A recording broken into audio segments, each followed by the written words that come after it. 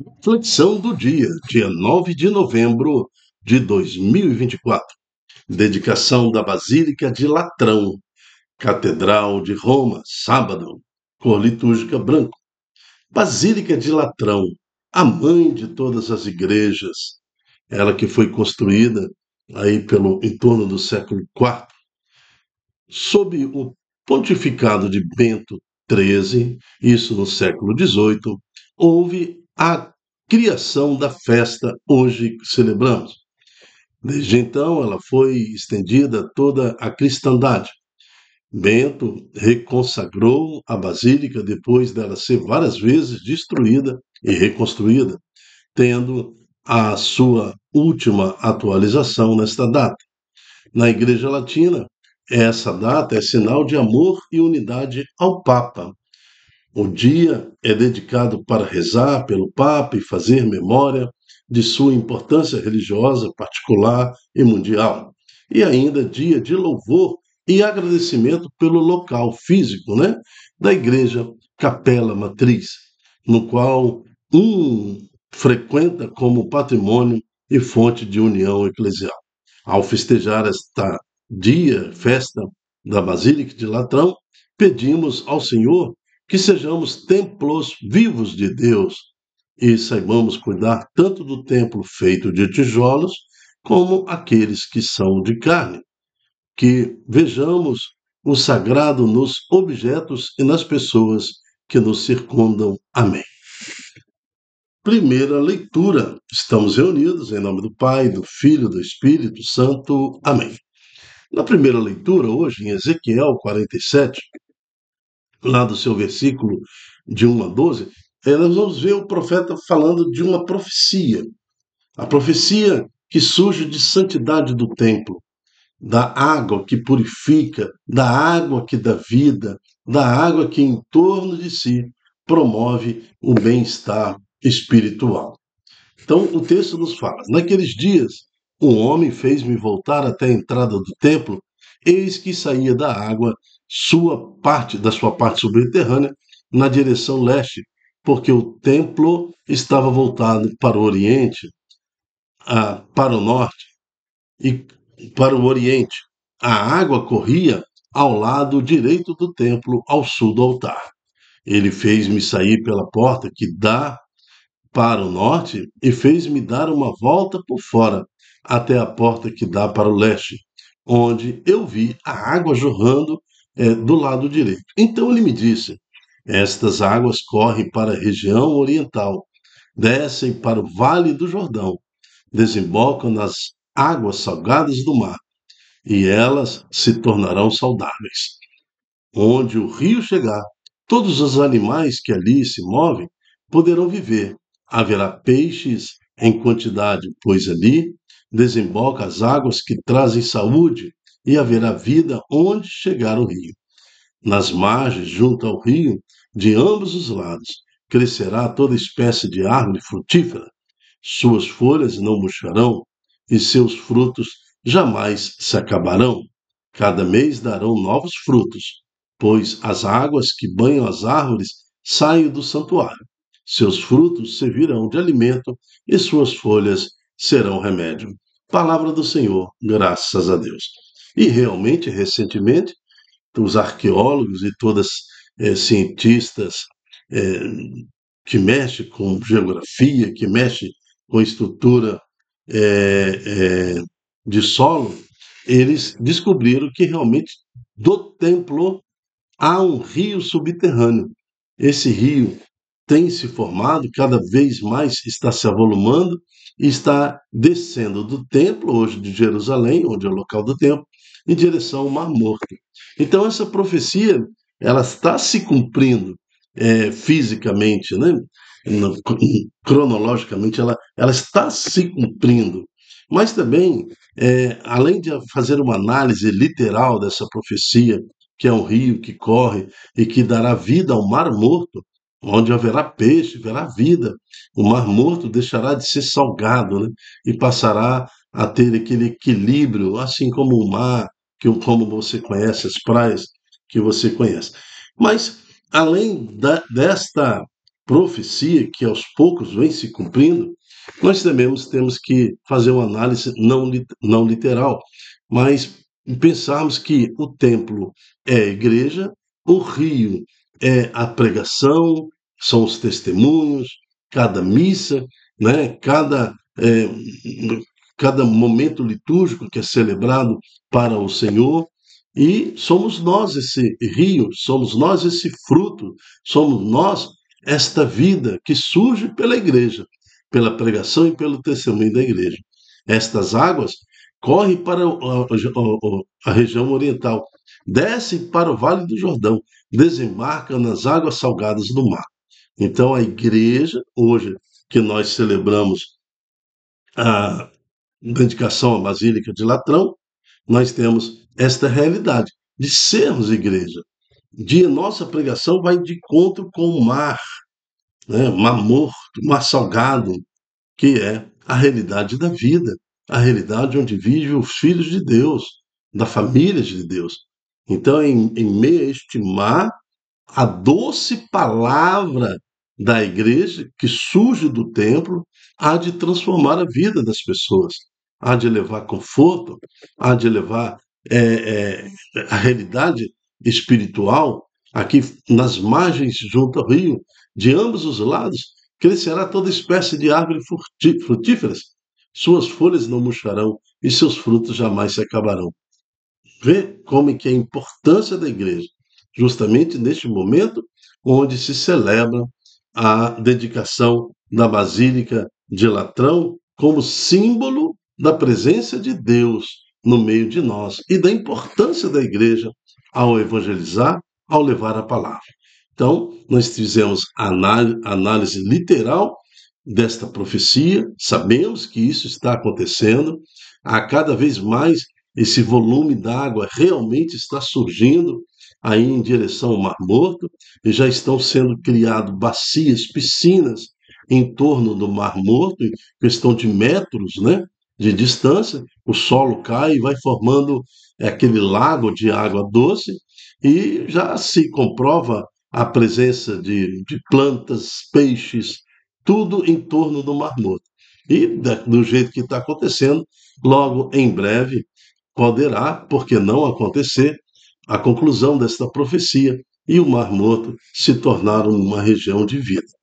Enquanto isso, nós também entendemos que esta profecia trata-se da Igreja de Jesus Cristo, que corre como rio neste mundo, transformando esse mundo em um local santo aqui na terra, para que possamos viver a realidade da salvação no céu. O responsório de hoje é o Salmo 45. Os braços de um rio vêm trazer alegria à cidade de Deus, a morada do Altíssimo. Somos nós, igreja, o braço desse rio. O Senhor para nós é refúgio e vigor. Sempre pronto mostrou-se socorro na angústia. Assim não tememos se a terra o estremece e os montes desabam, caindo nos mares. Porque o braço de um rio vem trazer alegria à cidade de Deus, a morada do Altíssimo. Segunda leitura em Coríntios, capítulo 3, de 9 a 17. Leitura da carta de São Paulo aos Coríntios. Agora, o São Paulo aqui, como autor da carta, vai comparar a igreja, eclésia, a igreja, pessoas reunidas como um grande templo do Senhor, cuja a base, o alicerce é o Senhor, cuja pedra angular é o próprio Cristo Jesus. Então somos igreja, né? É muito mais do que celebrar a Basílica de Latrão, é celebrar a igreja em Jesus Cristo, a igreja viva que pulsa e que corre como rio em direção ao mar do sofrimento, anunciando Jesus. Então vamos ao texto. Irmãos, vós sois construção de Deus. No primeiro versículo aqui, ele já coloca que nós somos construção, comparando com o tijolo. Nós somos construção de Deus. Você é construção de Deus, eu sou. Segundo a graça de Deus que me deu, eu coloquei como experiente mestre de obra. Então, Paulo se coloca também como experiente mestre de obra. ele ajuda a construir o indivíduo. A igreja ajuda a construir o indivíduo. O alicerce sobre o qual outros se põem a construir. Mas cada qual seja bem como está construído. De fato, ninguém pode colocar outro alicerce diferente do que está aí, já colocado. Ou seja, os apóstolos nos colocaram Jesus Cristo como alicerce. O alicerce é o Evangelho. Então, a igreja é apostólica. Ela tem sua tradição, sua raiz, seu alicerce fundamentada na tradição católica, na tradição apostólica, fundamentado na palavra de Deus que vem da Bíblia, fundamentado pelo Santo Magistério, que surge da realidade apostólica dos santos padres até os dias de hoje. Esse é o alicerce que Paulo está falando. De fato, ninguém pode colocar outro alicerce. Não existe evangelho diferente. Não existe mensagem diferente. A igreja é a guardiã desse alicerce. Acaso não sabeis que sois santuários de Deus e que o Espírito de Deus mora em vós? Se alguém destruir o santuário de Deus, olha, santuário de Deus, agora não mais pedra, mas este corpo que glorifica o Senhor, Deus o destruirá, pois o santuário de Deus é santo e vós sois esse santuário. Então, nós somos, em carne e osso, o santuário de Deus. Agora, nós não podemos perder a referência daquele santuário construído de lajota, vigas e cimento, né, toda ferragem, piso, porque também ali é o local santo, onde nós vamos nos reunir para a honra e glória do Senhor Jesus. Então, há a importância de santificação do santuário feito de pedra, aí que precisa do nosso dízimo, que precisa de toda a manutenção, mas os verdadeiros santuários do Senhor somos nós. Né? Se alguém destruir o santuário de Deus, Deus o destruirá, pois o santuário de Deus é santo, e vós sois esse santuário. Vamos cuidar para que o alicerce deste santuário seja a palavra de Deus. Cuidado, muitas filosofias, inclusive com denominações cristãs, mas são puras heresias.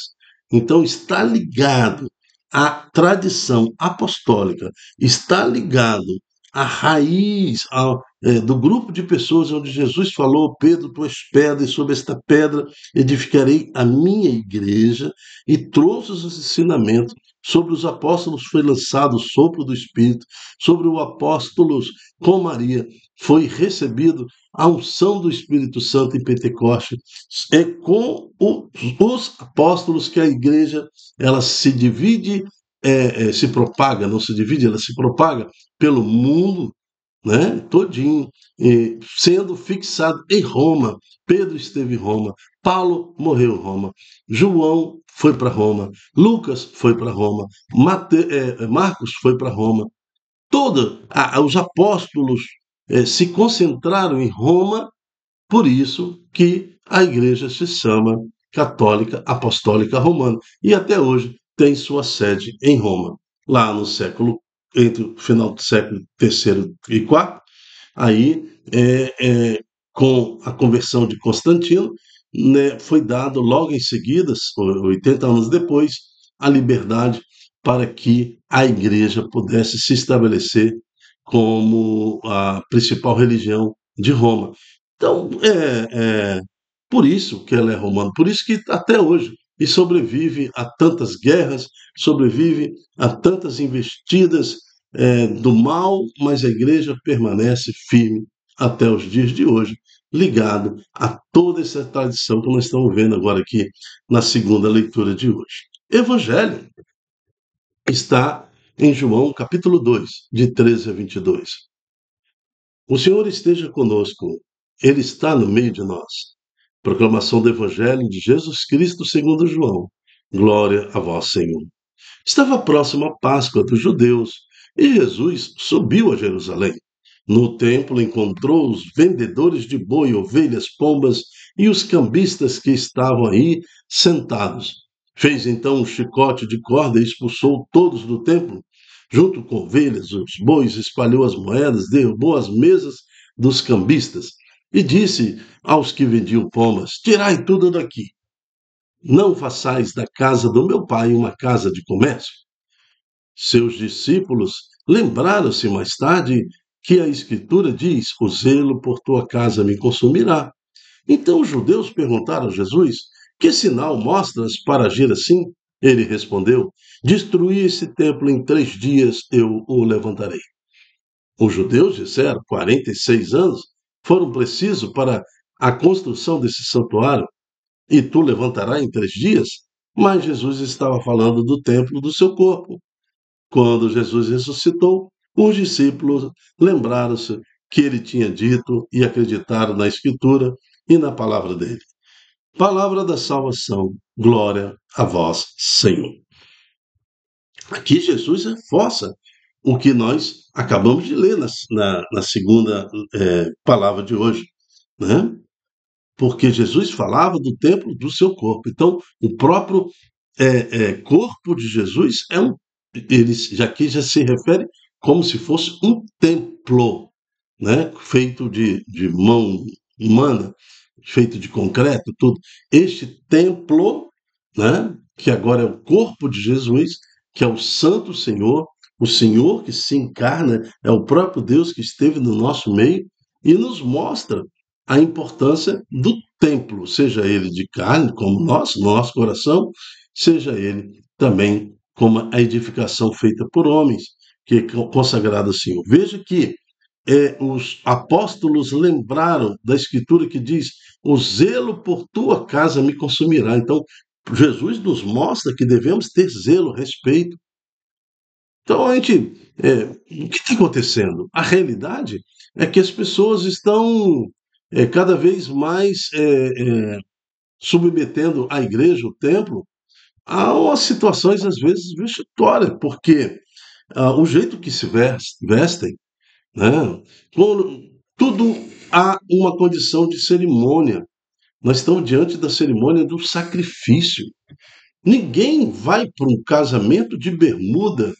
Ninguém vai para um casamento com camiseta mal, mal ajustada ao corpo. Ninguém vai mal arrumado para uma festa de formatura. Mas como é que eu entro na igreja de bermuda? Como é que eu entro na igreja mal vestido? Às vezes com os decotes muito acentuados, shorts muito apertados, tudo. Então eu tenho que ficar vestido adequadamente. Ninguém vai para a praia de terno, ninguém vai para né, uma cerimônia de casamento, ou às vezes não entra nem na portaria, né, porque está com um vestimento inadequado. Ó, isso é uma cerimônia, você não pode entrar com essa bermuda. Agora, para Cristo, então se veste de qualquer jeito e vai para a missa. Então, esse tratamento do templo e toda a liturgia exigida pela cerimônia do sacrifício está se perdendo com as gerações que estão agora com essa geração e as gerações futuras. Vai depender muito da gente. Não façais da casa do meu pai uma casa de comércio. Que é isso? Né? Então nós temos que ter esse zelo, esse cuidado litúrgico, esse cuidado com a casa do Senhor, essa proteção que nós leigos temos que dar a todo o corpo eclesial. Temos que cuidar dos nossos padres, diáconos, temos que cuidar de toda a estrutura com o nosso dízimo, participar da reforma e manutenção do templo do Senhor. Tudo isso nos mostra no tempo litúrgico de hoje, onde a Basílica de Latrão, a mãe de todas as igrejas, é lembrada como corpo de Cristo e também como esperança nossa que nos traz a purificação, né? O rio que corre, a palavra de Deus, cada missa celebrada nos traz a esperança no Senhor. Por isso, diante do Santo Evangelho, invocamos a proteção de Cristo Jesus para toda a igreja, para que possamos valorizar o que nós temos. O alicerce é a palavra de Deus, é o Santo Evangelho, a pedra angular, é o próprio Cristo, e nós estamos inseridos neste corpo da igreja, no corpo de Cristo, que testemunha para o mundo que Cristo vem. Amém. Eu me chamo Dilton Góes. O nosso projeto chama-se Ai de mim se não evangelizar.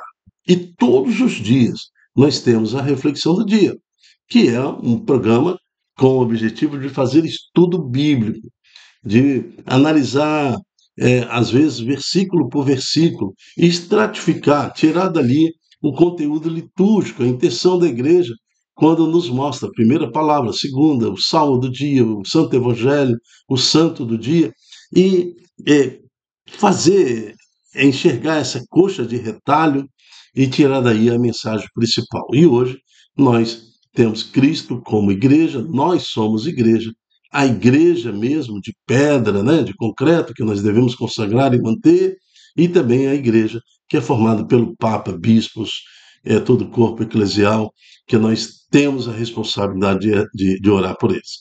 Seja você também um multiplicador desse programa, desse ensino, e multiplique em suas redes sociais para que mais corações possam se inserir nesta realidade e desejo de Deus, que é a sua igreja. Amém. Até a próxima, se Deus quiser.